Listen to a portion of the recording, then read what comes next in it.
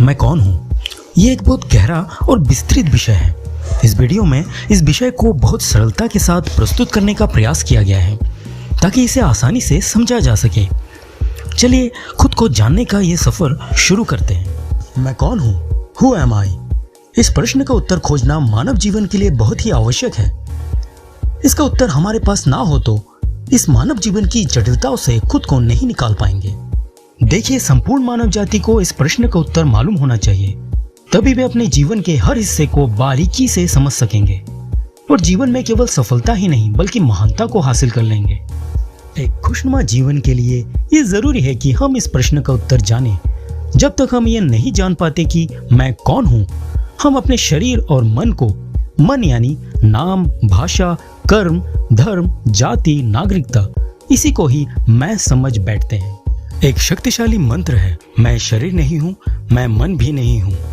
यदि हम इस मंत्र को समझ जाएं और इसे अपने जीवन में अपना लें तो हम अपने जीवन को एक बेहतर ढंग से जी सकते हैं। अब ये सवाल उठता है कि जब हम शरीर और मन दोनों नहीं हैं, तो हम कौन हैं? ये समझने के लिए हमें शरीर और मन के हर पहलू को जानना होगा।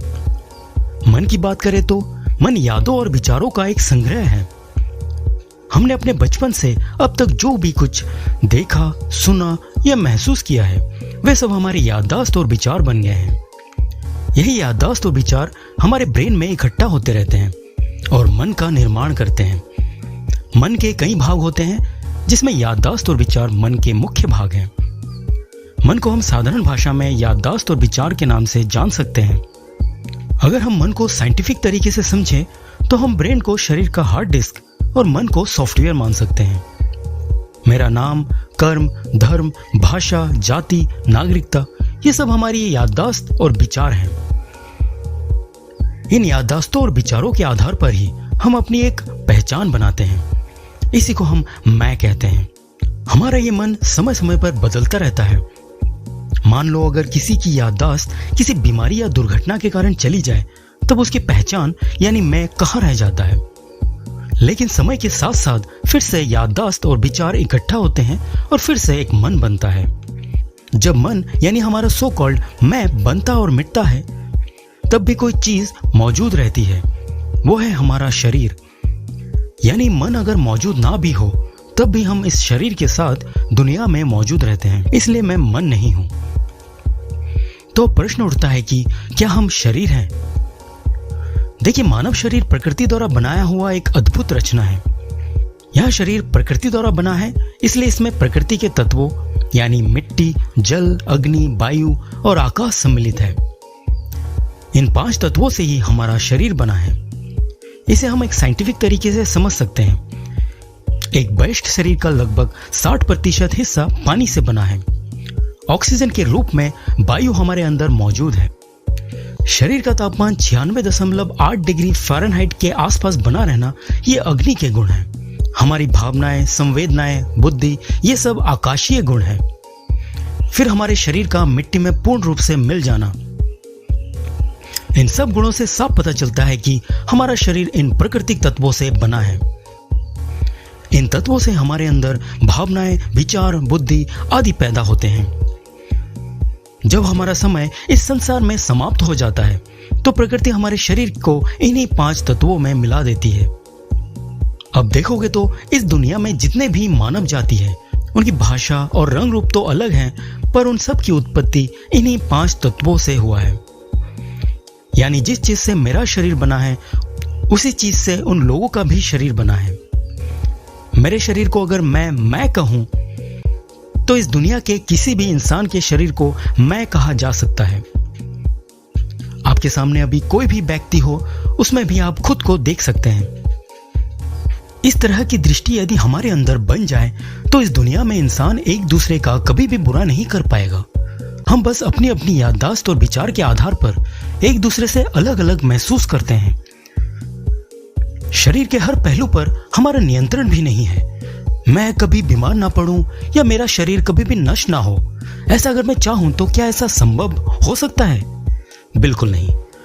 हम अपने शरीर को आदेश दे सकते हैं, इससे इसके क्षमता के अनुसार जैसा चाहे वैसा काम करा सकते हैं। लेकिन प्रकृति ने हमें शरीर पर पूर्ण रूप से अधिकार नहीं दिया है। जब हम ट्रेन से सफर करते हैं तो हमारा ट्रेन में बैठने और उसके सामान का इस्तेमाल करने का पूरा अधिकार होता है, लेकिन ट्रेन मेरा है ऐसा बोलने का अधिकार हमें नहीं होता। जब हम अपने मंजिल पर पहुंच जाते हैं हमें ट्रेन को छोड़ना पड़ता है। हमारे शरीर का सफर भी कुछ ऐसा ही है। बड़े आश्चर्य की बात है कि जिस शरीर पर हमारा पूर्ण अधिकार नहीं है उसे हम मैं समझते हैं। शरीर मुझे कुछ समय के लिए मिला है ये बोल सकते हैं, पर मैं शरीर हूं ये नहीं बोला जा सकता। अब प्रश्न ये उठता है कि मैं कौन हूं। चलिए इसे एक एग्जाम्पल द्वारा समझते हैं। हमारे घरों में टीवी, फ्रिज, पंखा आदि जितने भी इलेक्ट्रिक उपकरण होते हैं, इन सब को ऑन करने के लिए इलेक्ट्रिसिटी की जरूरत होती है, तभी वे काम करते हैं। ठीक हमारा शरीर भी कुछ इसी तरह का होता है। इसे भी ऑन होने के लिए पावर की जरूरत होती है। यही पावर ही मैं हूं। ये पावर न दिखता है, न इसका कोई रंग है और ना ही कोई रूप। इस पावर को हम आत्मा भी बोलते हैं। आत्मा ही मैं हूं और मैं ही आत्मा हूं। आत्मा इस ब्रह्मांड से बना है। इस आत्मा में पूरा ब्रह्मांड समाया हुआ है। इसलिए अहम ब्रह्मास्मि अर्थात मैं ही ब्रह्मांड हूं ऐसा कहा जाता है।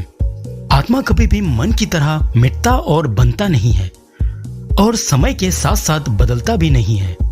शरीर की तरह पैदा नहीं होता और ना ही मरता है। आग से जलता नहीं, इसे काटा नहीं जा सकता। पानी में घुलता नहीं, हवा इसे सुखा नहीं सकती। ये एक शरीर में हमेशा नहीं रहता। शरीर बदलता रहता है। इसका ना कोई रंग है ना कोई आकार। यह हमारे शरीर में रहकर एक दृष्टा की तरह शरीर और मन को देखता है। भगवान श्री कृष्ण ने भागवत गीता के अध्याय 2 श्लोक 18 से 28 तक आत्मा के बारे में बताया है। जब हम शरीर और मन के स्तर से ऊपर उठकर खुद को एक आत्मा के रूप में जानने लग जाते हैं तो शरीर और मन के स्तर से जुड़े किसी भी घटना का हम पर कोई प्रभाव नहीं पड़ता। आप देखोगे कि किसी के द्वारा किया गया अपमान या सम्मान का हमारे ऊपर कोई प्रभाव नहीं पड़ रहा, क्योंकि अपमान और सम्मान शरीर और मन के स्तर तक होता है। आत्मा के स्तर तक ये पहुंच भी नहीं सकता। हमारे सबसे करीबी व्यक्ति की मृत्यु के बाद भी हम दुखी नहीं होते हैं, क्योंकि हम जान गए हैं कि सिर्फ शरीर मरा है। वो व्यक्ति आत्मा के रूप में अभी भी जिंदा है और एक नए शरीर के साथ इस धरती पर मौजूद रहेगा। इसलिए आप इसके लिए दुखी नहीं होते हो। अब शरीर और मन का आप पर नहीं बल्कि आपका शरीर और मन पर कंट्रोल हो जाता है और शरीर और मन से जुड़े सुख दुख, मान अपमान, ठंड गर्मी, ऊंच नीच, पाना खोना, हंसना रोना, अमीरी गरीबी, असफलता सफलता, मोह ममता, इन सब का आप पर कोई प्रभाव नहीं रह जाता।